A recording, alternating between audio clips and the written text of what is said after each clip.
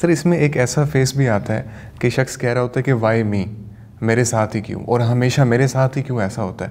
تو یہ فیس تھوڑا سا لمبا ہو جاتا ہے، لوگ یہیں پہ اٹکے رہتے ہیں، اس کی کیا وجہ ہے سر؟ اچھا دیکھیے، وائی می کا مطلب یہ ہے کہ آپ کی ایمان کی حالت اچھی نہیں ہے، یا آپ کے پاس دیکھیں جو نعمتیں ہیں نا، نعمتوں میں 4 چیزوں کو بہت بڑی نعمت مانا جاتا ہے. ویسے تو بے شمار ہی نعمتیں، لیکن 4 چیزیں نعمتوں کی پیک ہے. اچھا، ایک صحت ہے، ایک ایسی کمال نعمت ہے، یہ جس کے پاس نہیں ہے اس سے جا کے پوچھئے، وہ کہے گا جی کہ صحت سے بڑی کوئی دولت نہیں ہو سکتی، یعنی ساری دولتیں بھی چھوٹی ہیں، صحت اس سے بڑی دولت ہے.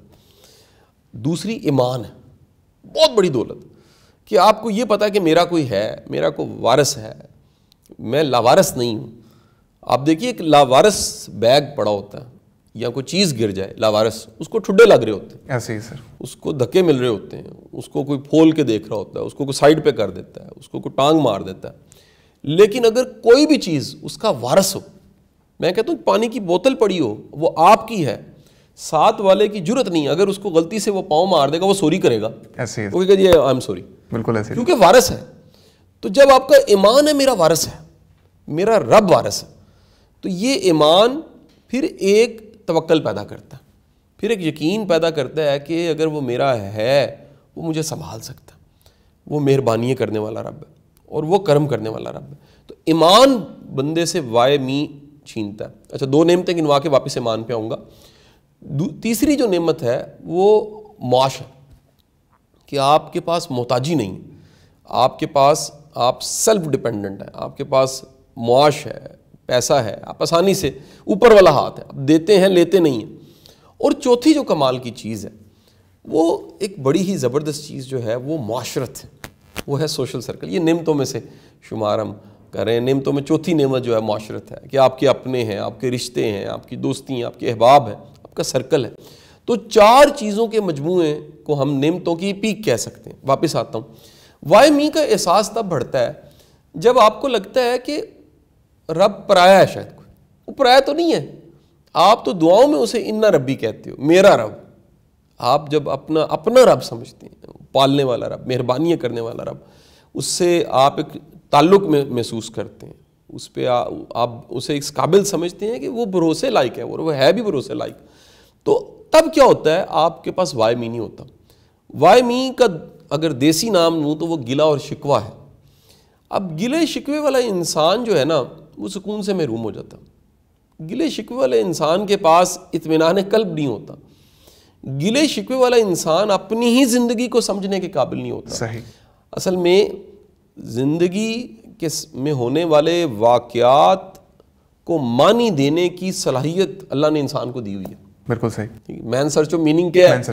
کہ بندہ ہونے والے واقعے کا کو معنی بناتا ہے، اور وہ معنی برا یا اچھا کوئی بھی معنی بنائے، وہ ابیلٹی ہے اس میں.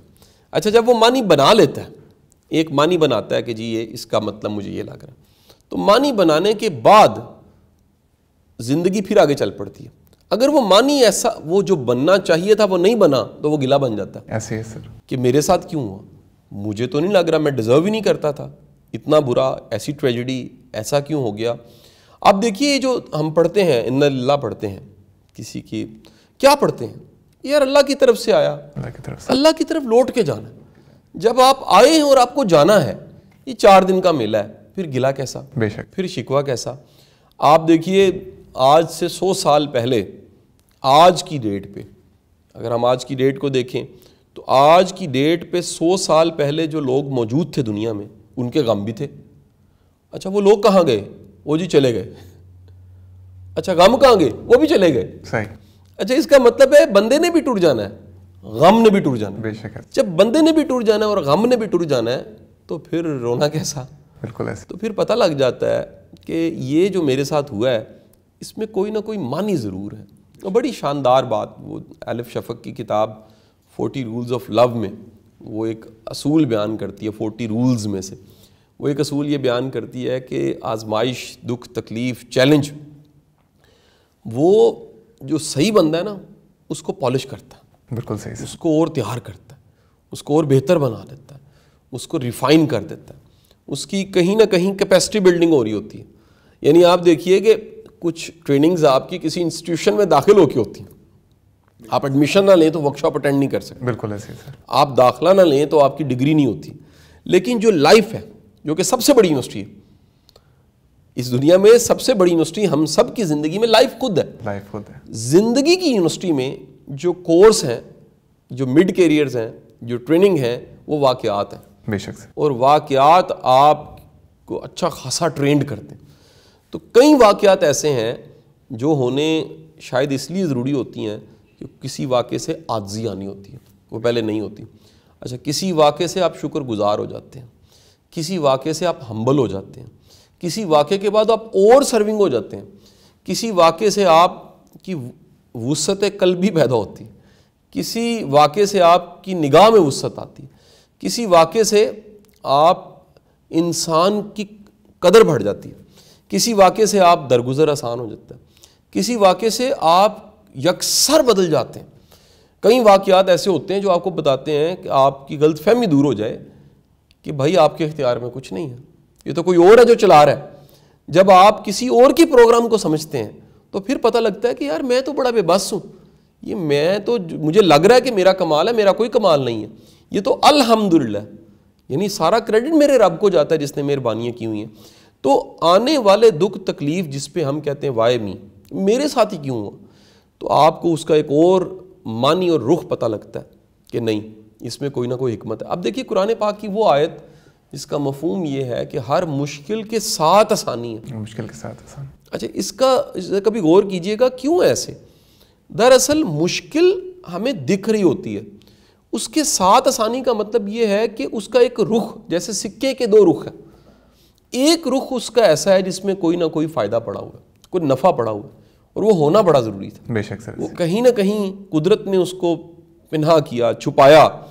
اسے بڑا اچھا واصف صاحب نے بیان کیا. وہ فرماتے ہیں کہ قدرت چٹھی پہ دکھ لکھتی ہے, تکلیف لکھتی ہے, اور اندر آسانی اور نعمت ڈال کے بھیج دیتی.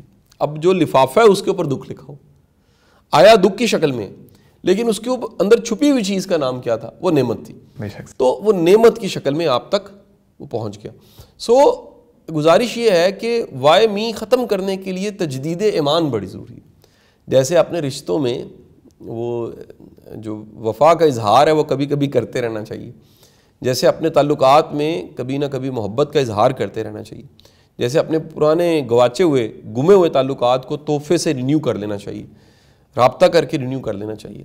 اس طرح ایمان کو بھی رینیول کی ضرورت ہوتی ہے کہ آپ دوبارہ یاد کریں کہ یار رب کتنا مہربان ہے, وہ کتنا فضل کرنے والا ہے, اس نے کتنی مہربانیاں کی ہیں. تو جب آپ اس طرح یاد کرتے ہیں تو پھر آپ کے دل میں وہ اطمینان پیدا ہو جاتا ہے.